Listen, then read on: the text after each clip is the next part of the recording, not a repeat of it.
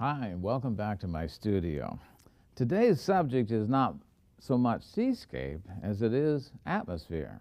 Yes, that's right. You can have a mood or a weather condition as a subject also. Sure, it's a seascape. We're using a sea in an atmospheric condition. There's a special phenomena, it's almost like a fog bowl in a way, when fog or mist combines with setting sun to give a most beautiful glow. Well, let me show you what I mean. If we just take an ordinary sea and then throw color into it, you can see that everything takes on the influence of that color. It glows with that particular color. And that's what we want to try today. What we want to do now with this canvas is to lay down the same effects, only make them stronger. The sunlight and the atmosphere are going to combine to give us an overall glow effect. Everything will be influenced by them. I got the word from my wife that I'm getting too much paint on my good shirts, so I'm going to button up here. Incidentally, my students tell me that Easy Off oven cleaner will take paint off your clothes. That's not a commercial now because I don't have any stock in that, but I am told truthfully that it will do the job. Let's go now to the painting. I've started with a sketch. Gives a nice golden glow effect. It's light up here and it gets bluer down into the foreground, but everything is influenced by that color back in here. And then the path of light off center right here. Here's my line drawing. Does the same thing. It tells me exactly where I want to put everything, and that I have transferred to the canvas. And then my value drawing, I've decided that for the most part it's a light painting with dark a close second and light in the focal point. The middle values are very light as well, so you might say this all reads as light. The middle reads as light, and then you have the dark. And there will be variations with that path coming through there. With those things in mind, have color. This looks pretty muddy at the moment, but I want to show that the most color used will be the golden glow color. Secondly will be the blue, and finally will be the neutral, which is towards an orange complementing the blue. That's how I see it for line and value and color. Now we can go ahead and see what we can come up with on the canvas. As you notice, I have toned this canvas. What I did was to dip into burnt sienna on some of my solvent, scrub over the whole thing, and then wipe it down with a paper towel. The reason I've toned it is because I want that warmth to come through. This is going to be an all-over glow painting, so we want some warmth. And also, if I go hit and miss with my brush work, there's always something there to show, and it won't be white. So a burnt sienna background. I could have used alizarin crimson, but I thought that would be a little bit too hot for what I want here. Now let's start out with just plain cadmium yellow medium. No, that's deep. Cad yellow deep into white. Mix it around. I could be using a painting knife for this, but brush is fine. Big number 8. And let's just leave the center area where it's going to be white and scrub around that right into this rock area and this rock area, because that will all blend together later.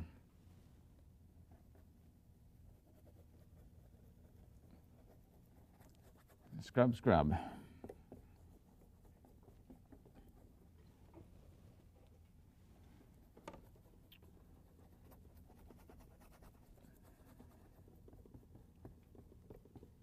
Okay, now as I get further away from the glow area, I want less of the white that will be in it and more of something else. And I'm just going to touch into some burnt sienna, which is frankly nothing more than a burnt orange, giving a little more darkness to it.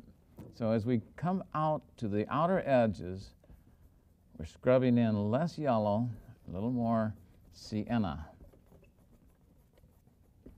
Same thing on the other side as well.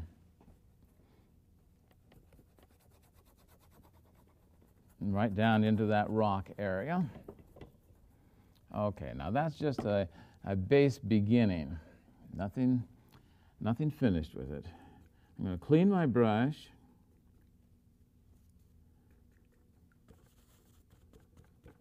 And go into pure white. And go right into that glow area. Nice and clean. All right. Now I'll begin working it out into the yellow that's already there.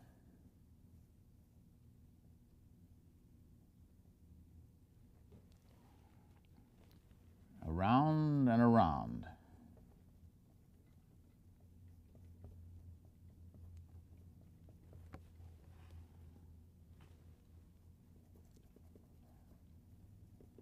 And each time I scrub it in, I blend in.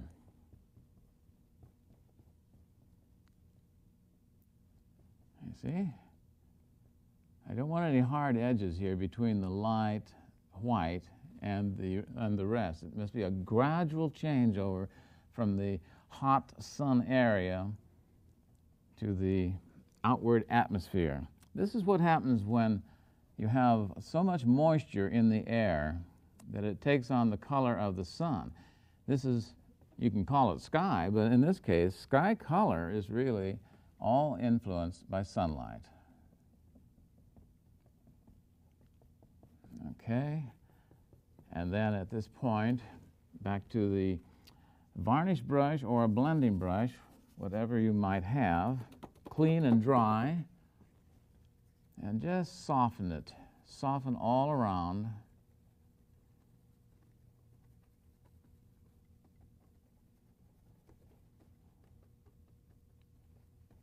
And right on out to the outer edges. Just whip it down so you don't see any edges at all between one area or one value and the next. The worst thing you can do is have a bunch of edges showing, any transfer. This has to be gradually blended.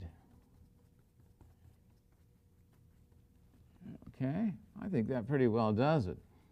There's a very subtle change from here out to here. This becomes a little darker on each side. Now let's cut in those background rocks. Let's go back to our cadmium yellow medium and some burnt sienna. Now we want this to be so subtle that it barely shows up. Very, very, very light. Because you're looking through atmosphere in order to see this. You see? Very, very subtle in there. Now there's another big rock in here. It'll be the same thing. Well, burnt sienna will give it the darkness we want. Let's see, it comes in about like this. Nice big rock here.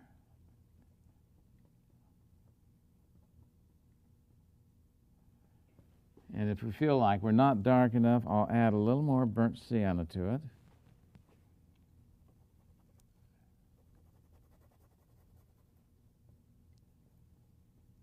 Okay, now those are very, very light, and I don't think it's going to hurt a thing. Just leave them as is. Now as we come forward, less atmosphere means we see more of the color of the rock. I'm going to scrub in the basics of the rock with burnt sienna and ultramarine blue, but it's mostly burnt sienna. Okay, this is just now a underpainting, of course. But it begins to get rather dark in comparison. It too will be influenced by the sunlight and the atmosphere. Now there's another rock back in here, behind this burst, and then a little one in here, but it's further away, so we need some more of the atmosphere with it. The same color, only with more of the atmosphere. Now that's the transition. Atmosphere must always be your means of transition.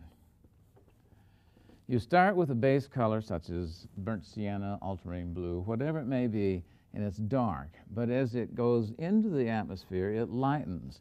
Now the tendency for most students, of course, is to lighten it with white. But white is not our atmosphere. Therefore, when you do that, you don't really carry the harmony that you need from the color of the sunlight, the atmosphere, and the moisture in the air. Always when you lighten something for the distance, think of what is your sky or atmosphere color. Let me show you what I mean with a chart.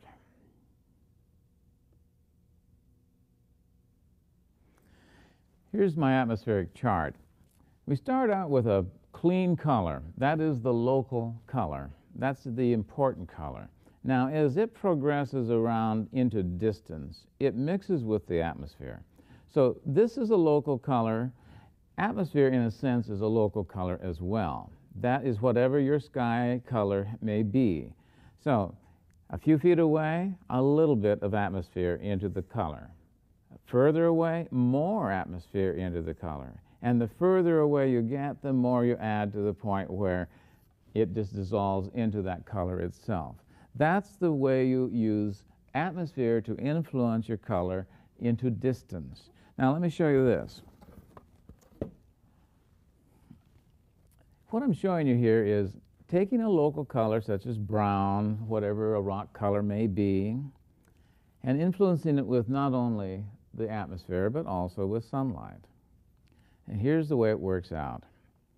First of all, you paint in the local color for your rock, and then you bring in your sunlight. Now that can be a different color too, but whatever it is, in this case it's just add sunlight, it's just a little yellowish sunlight, and that mixes with the local color to give the sunlight side.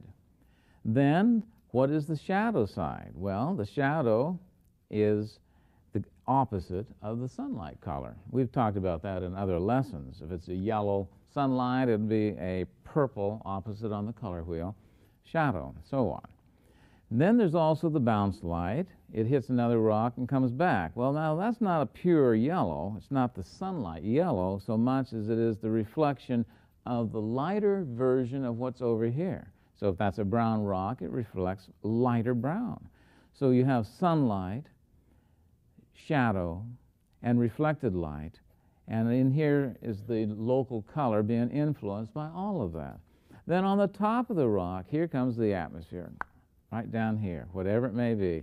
It reflects on the tops of things. So there you go. Local color influenced by sunlight and its shadow and its bounce light, and then finally atmosphere. I hope that's not too confusing, but I think it's something you really need to understand in order to paint atmosphere, sunlight, to paint nature.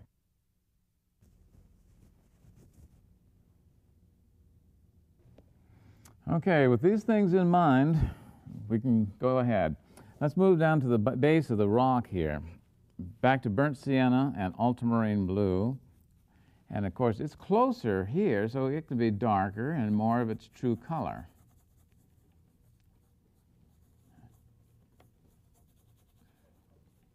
And bring back some of it into this. We'll play with this more later, but for now, this is what we want. Okay, I'll clean my brush. Back to, in this case, ultramarine blue with a touch of alizarin, a little purplish effect, this foreground swell here. Now, I'm going to be erasing my foam pattern lines, but I know where they are. That's real purple, isn't it? Okay, let's throw some green into that blue and red, make it darker. Come up on this swell. Scrub in, right on across. And this will be more atmospheric in here, so I don't have to cover it all. True color here. true blue-greens, touch of purple because there's dark rocks underneath. And then as we get further away, we have to start influencing it. We influence with the sunlight and the atmosphere. Okay? Now the wave, this is strange. One time I was sitting in my own show up on the coast of Oregon, and incidentally that's where these tall rocks appear a lot, is on the coast of Oregon. I was sitting in my own show way back in my salad years, and a lady came in and saw a painting that I had done similar to this, or at least similar colors, and she said, well, now that's not the color of the sea. I said, well, I saw it that way. You know, with certain effect, you get sunlight and atmosphere and so on. Well, she says, I have never seen it that way. I said, where do you live? She said, Kansas. I said, well, okay, we'll let it ride. If I lived in Kansas, I wouldn't have seen it that way either, I guess, but I was very kind to her. Anyway, don't let anyone tell you what color the sea is, because everyone will give you a different idea. Now, I'm painting in an orange wave. Just be patient. It's going to change. A little orange back in here also. You have to start with something, and there is atmosphere, and it does have these effects. And this is what we're putting in.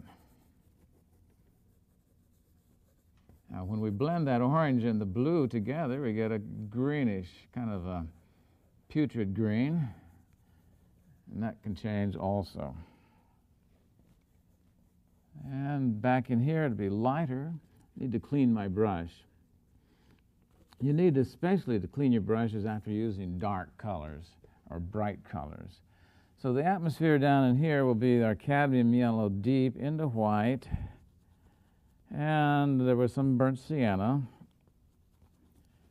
bringing that right down to the top of the sea in the trough area. And way back in here, it should just transition into the sky. There should be no horizon line showing. Just transition. I see my underpainting is showing, my line drawing is showing. We'll have to put on some thicker paint and cover that up. And also we can take the hazing brush and blend across, soften the edge. And now you don't see the horizon line at all. I keep getting little hairs out of this cheap varnish brush. Maybe that's why some artists use more expensive hazing brushes. Well, it still works. Now in our foam area, it's quite blue. It's bluish because it's not reflecting out into here. It will right in this area. It'll be influenced by the sunlight and atmosphere in here. But in here, it's really being influenced more from the rock and from the true color of the sea right in this area. So that's why we can go to a blue. I will go to an ultramarine blue into white for the time being. Scrub it in nice and pure right here. And then I'll leave this area so it can be influenced by the sun. And over here, I don't mind allowing some of it to blend lightly with the rock behind, because that shows that this mist is thin and you can see the rock behind.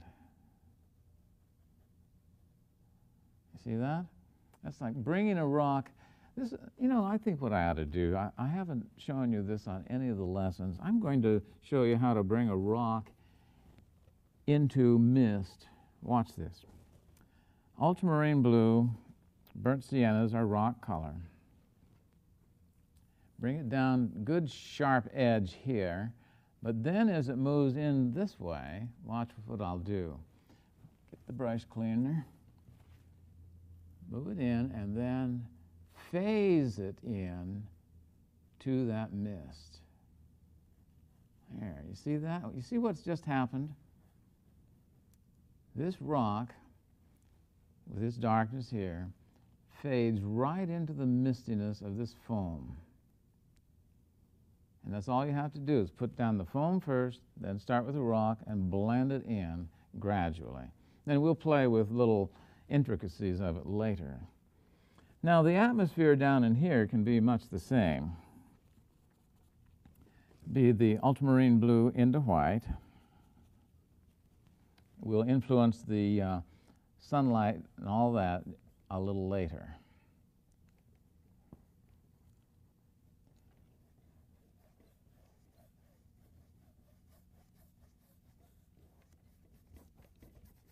Just scrub, scrub.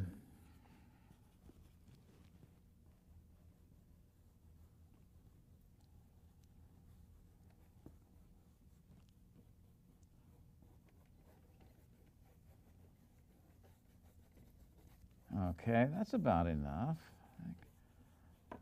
for now. All right. Let me take a look at it here.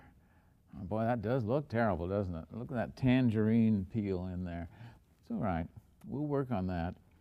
This gives me the basis for my painting, though. That is the underpaint, and that is the cake before we frost it, and so on. So the next step, then, is detailing, frosting on the cake, happy birthday, whatever we want to write on it. Okay, the first thing I'm going to do is use my varnish brush and start doing some blending. Take an edge like this. We already have established a rock edge back here, and we can knock it down a little bit so long as it still shows. But here, where the sunlight would be coming through, I'm going to knock that edge out completely. It doesn't kill the rock because you know there's a rock there. But we take out the edge on both of these, and now we have more of a glow effect. And I'll just keep that on down, bring it on down, just like that. And then later we'll influence it with sunlight. This little rock should have some blending away too. There we go. Fade away, little fellow. This is called fading into the sunset. All right. Now, while I'm at it, just blend this across. What I'm doing here is not painting, but just knocking down the thick paint, so when I come back over it with my detail work, that I won't be picking up big globs of wet paint. So just lightly brush everything over. And maybe a little bit on the rock. Okay, now we're ready to do some other things. Let's go first to our sunlight color with a number 4. Like the brush knows what to do. It reminds me of a story. I was teaching one time up on the coast of Oregon and having some success at it, I guess, and in my painting. And after I finished my demo, one of the students came up and offered to buy my brushes. I guess she thought that they knew more than her brushes. I didn't sell them. I said, well, no, that's all right. They're not quite broken in yet. Okay, this is the pure sunlight yellow now. This is cad yellow deep into white. Come right on down and hit this burst of foam. Right here. And then blend it on into the shadow area that we already put in.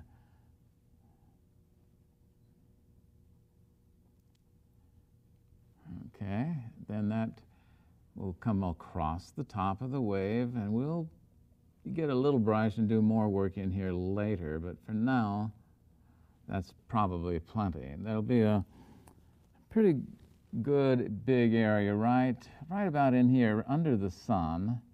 That's where most of the light will show up, is right in here. Quite a lot of sunlight, and down in here, and so on. Okay, I don't like that, so go back to the ultramarine blue and white. A little more shadow, a little more distinction.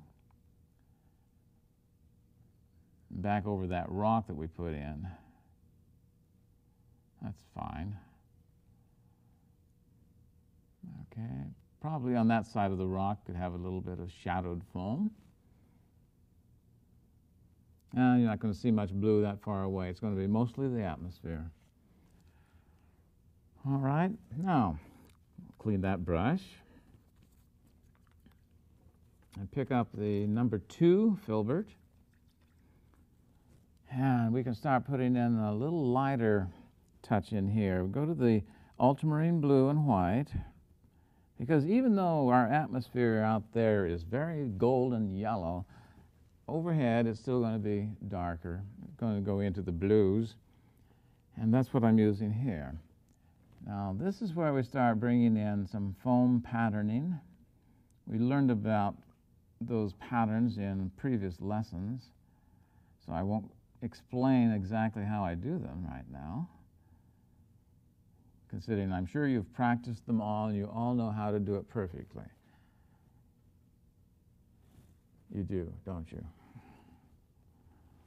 Okay. Let this blend right up into that orange. We don't want it to remain too orange. Pretty, but it's not too real. That's looking better.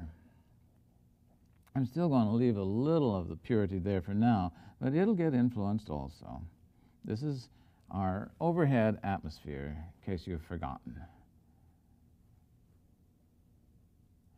Also, we wanted maybe a little curl of foam right in here, so let's cut that in too. Just the leading edge is beginning to curl. All right. We'll just continue on thusly with ultramarine blue and white, bringing in our patterns.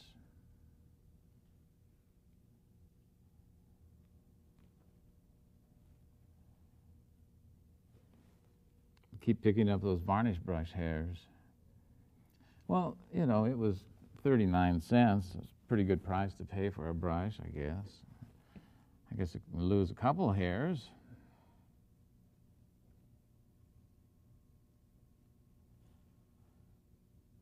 Remember in other lessons I've said whatever the foam is doing, make your brush do the same.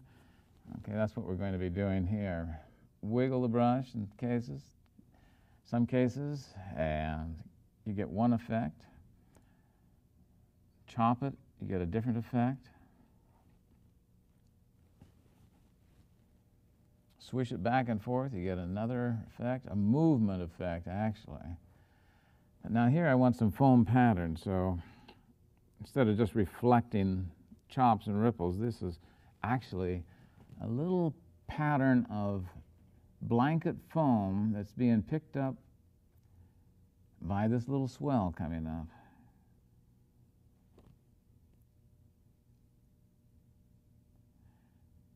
Now look real close in here while I do this. Come over my shoulder and take a look. It's very important that you have a variety of lines, and I'm doing this with a large brush, as you can see. It still works. Wherever a line touches another line, it should be rounded off. You see those points in there? Round it off. Round it off. There we go. And let's say we have a line across here. Okay, round it off on all sides.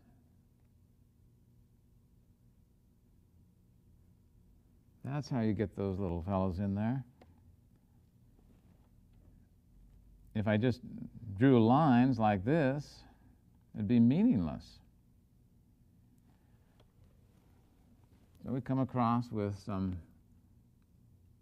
horizontal lines and round off their corners.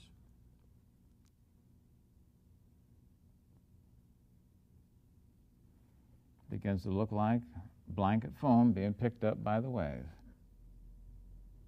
And as I've mentioned before in other lessons, the contour of the wave determines the direction of all of these holes.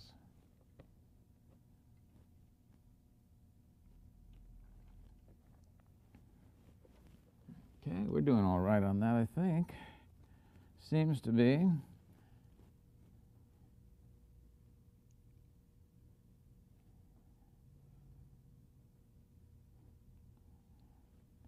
Now here's where I determine which direction the swells are moving. And if I say, okay, I want the edge of this one to be like this, and move down like this, scallopy, then all I have to do is fill in behind it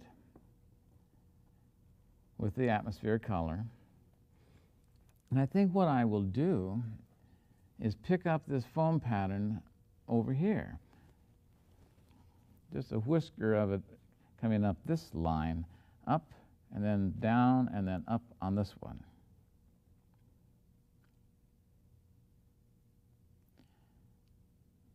Just thick and thin, lost and found, but directional. You got that? The lines should be thick and thin, the holes should be of different sizes, but there should be a direction.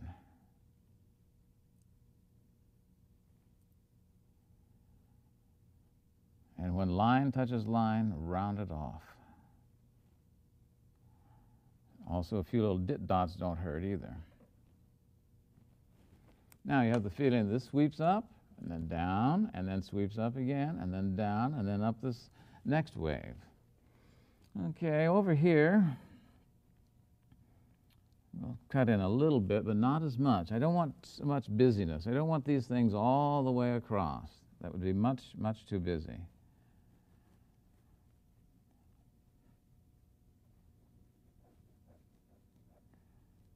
See that little bit of blue over the base color there just adds atmosphere and helps it to sink back into what we are calling our atmosphere.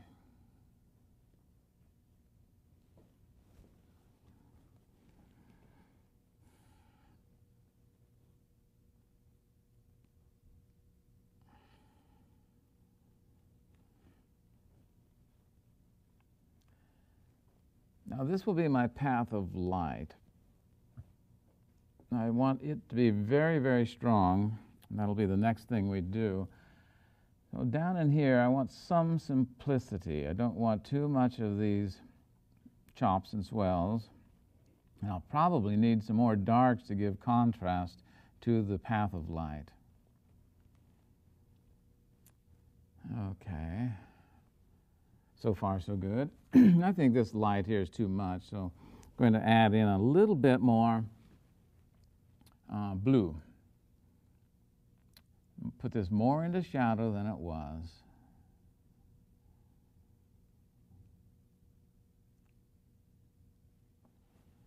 Okay. All right. Now let's use the atmosphere to influence these rocks. Back to our cadmium yellow medium into white, a little burnt sienna, because that's the color of the rocks. The sun is shining through, and it will touch on the leading edges of the rocks.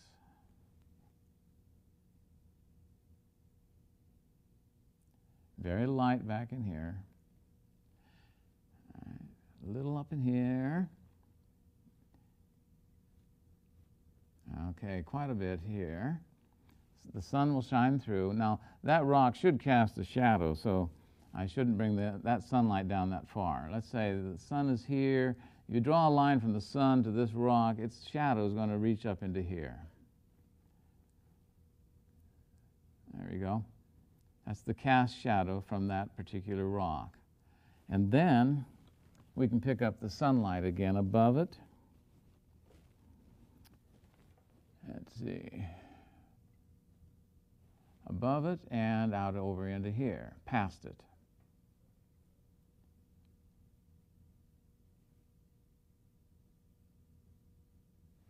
A little touch of it on this foreground rock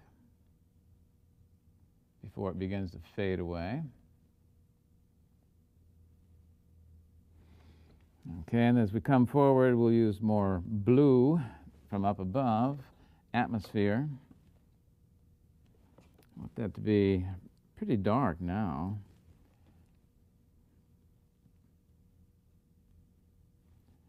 Picking out interior edges, tops and sides that reflect back from here. And we'll just throw some of the blue atmosphere into this rock. We don't want it too raw. There we go. That's better.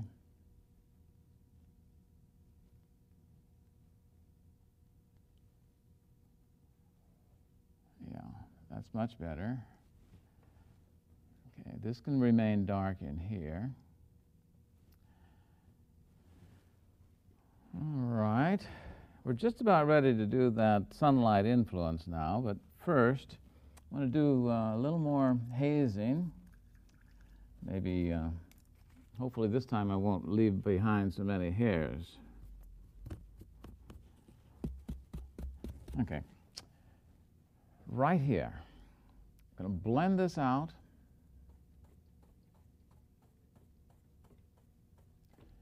Softens down everything. That becomes very misty. Speaking of Misty, Misty is my little dog. And for those of you who see me walking on the headland in the beginning of my video lessons, and it looks like a little pig, I want you to know that it's not a pig. Misty is not a pig. Misty is a little silky terrier, and none of us look too good on television. So it's a little dog, not a pig.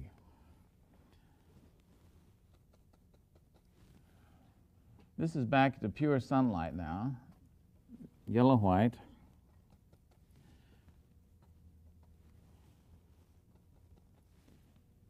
Just want to sparkle it up a little bit where the sun comes past the mist we just made and reflects back into the atmosphere.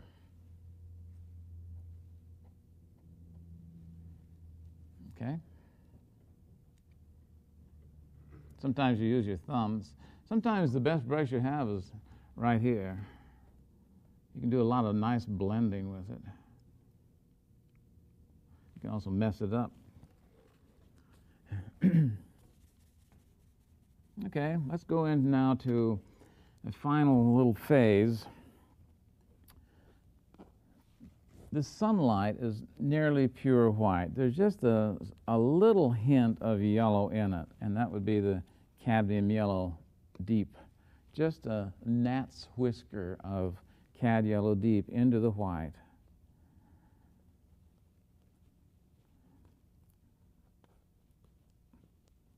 I should do more blending with my palette knife and less with my brush, I suppose, but I'm so used to using the brush to mix with that I can do it without getting too muddy.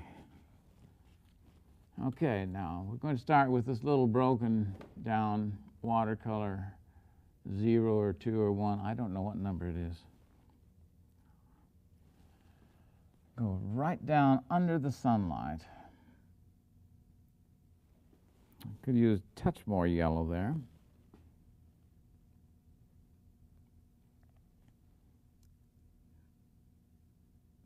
A little more yellow because we still have pure white to do. That's a little close. Okay.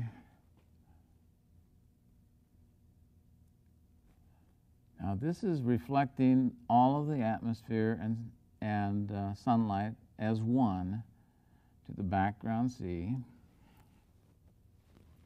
And down into here, behind the major wave. You notice I'm spreading it out from the actual sun itself.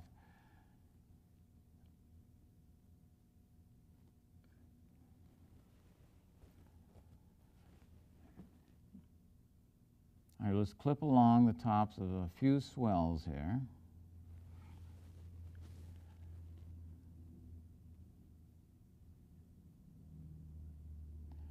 And let it sort of fade away. Use the hazing brush again and kill the horizon line. So it's just nice and misty. All right, continuing on down with that yellow-white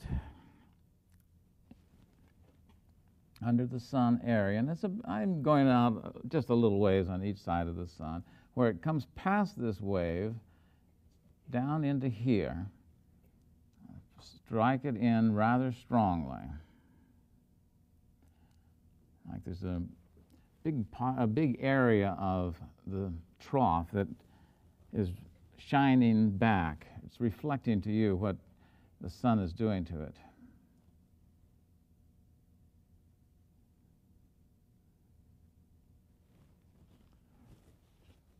And then bounce it again, forward. Now here's where I start using thinner lines.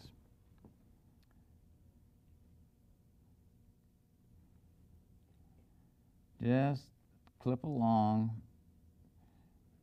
little chops and little chips. Show that there are chops and swells in the surf and it's moving.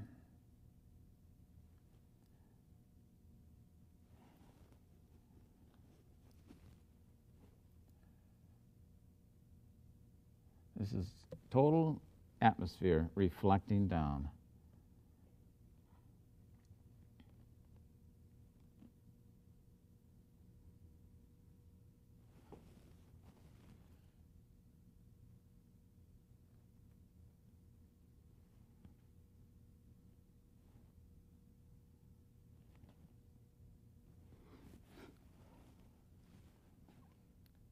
Just a little more.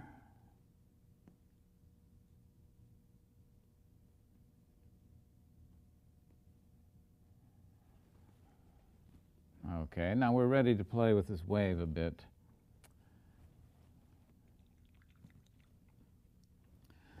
One of the things I like to do, when you get a real translucent wave like this, lighten it right under the sun and blur its edges. What this does is give you the feeling or the effect that you're looking right towards the sun, and because it's so bright, it blends everything, and you cannot see edges or details that well. It's only an effect, but that's, after all, what is painting but ways of doing effects, fooling people into thinking that they're being blinded by the light or whatever.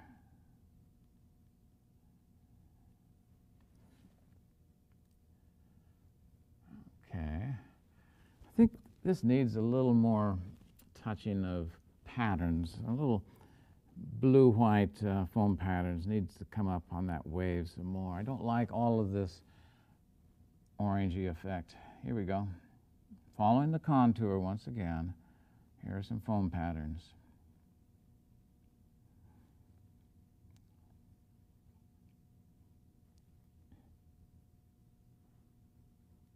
It also moves my center of interest over where I want it. I don't want it dead center. I want it over here on the side. See, the light is the center of interest in this painting. It is, actually, it is the subject.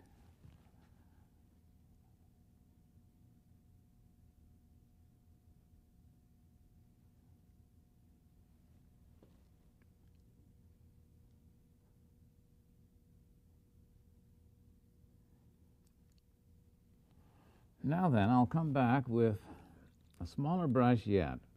So my little teeny tiny watercolor brush I usually use to sign my name. I think it's got a couple zeros. No, it's got 1 0. I'm going to come back with pure white in this case. Pure white, same as I have for my sun back there. Now here's a case where we don't blend out on either side. We have to stay straight down.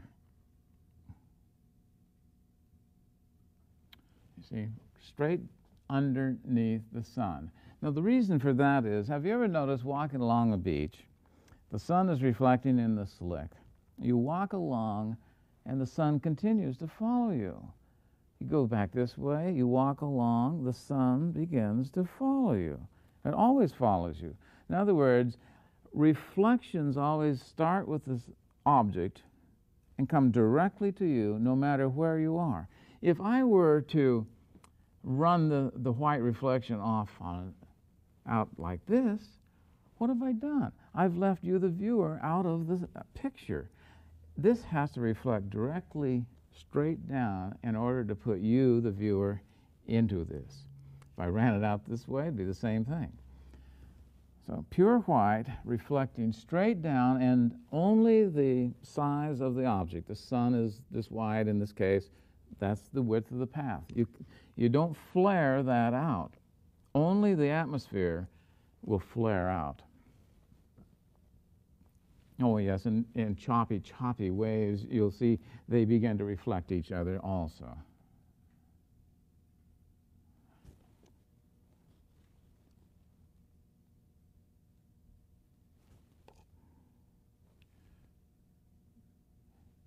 Now, right straight down, pure white.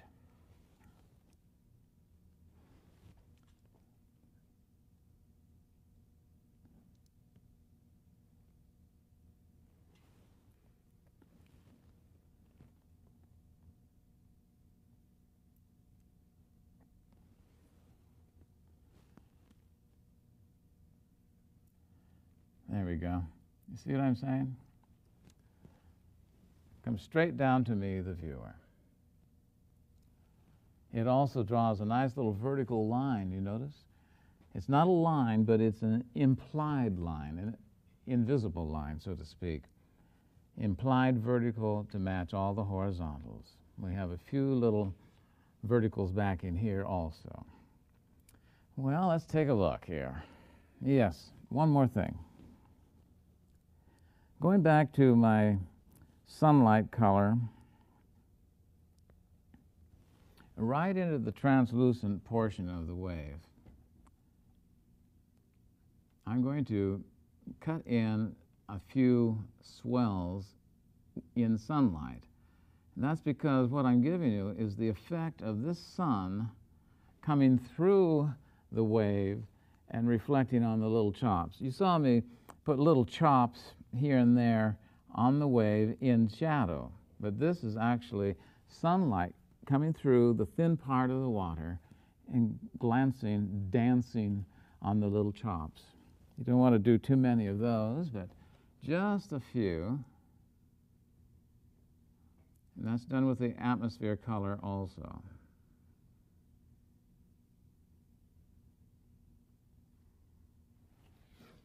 All right. Well, okay. So you've never seen the color of that ocean? Well, I have. And I'll see it again that way. I'm going to cut it down some, though, believe me.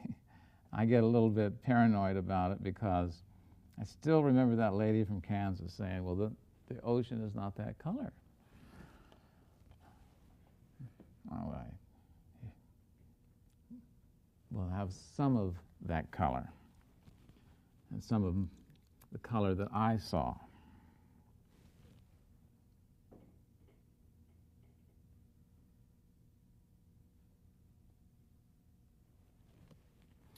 Okay, I think we're just about there. Let's knock down some of this superfluous business. And by the way, you know, when it comes to outer edges like this, I usually blend them down. I don't put detail out here. You know, the camera has taught people to do that. If you copy a photograph, you tend to put sharp edges from one side of the painting to the other, from here to the entire background, way out there. And that's because a camera is monocular. It has one eye, and because of that, it sees everything equally. But we humans are binocular. We only see things in sharp focus if we focus upon it. Think about it. Right now, focus right on me just now. And do you really see sharp edges out on either side? No, not really. So what you do when you're painting is you say, all right, I want my sharp edges where I want people to look. And out here where I don't really care about them looking first, I will soften it down. My detailing will not include the outer edges. Okay, I think while I was talking, I saw one more detail I do want to add on an outer edge. I think we need just a crack or two in this rock. And that's not adding too much detail for that distance, I don't believe. Some pock marks, little scars here and there. I think it's time to say enough. Enough for now, until I look at it next week and say, oh no, what did I do wrong? No, I think we came out pretty well. If you look at the original little sketch and then look back to what we've done, I think the lesson is there. If nothing else, if you haven't picked up anything else, I hope you've picked up the fact that atmosphere and sunlight are the real influences in any painting. And you really can paint with just those as subject. It isn't important that it's a seascape as you may want it to be. The importance is it's a mood and it is an effect. Well, that kind of wraps up the series for now, and I'm glad you've been with me on this. And as usual, I'm going to part by saying, because this is the only way for you to learn, paint, paint. And thanks a lot for watching.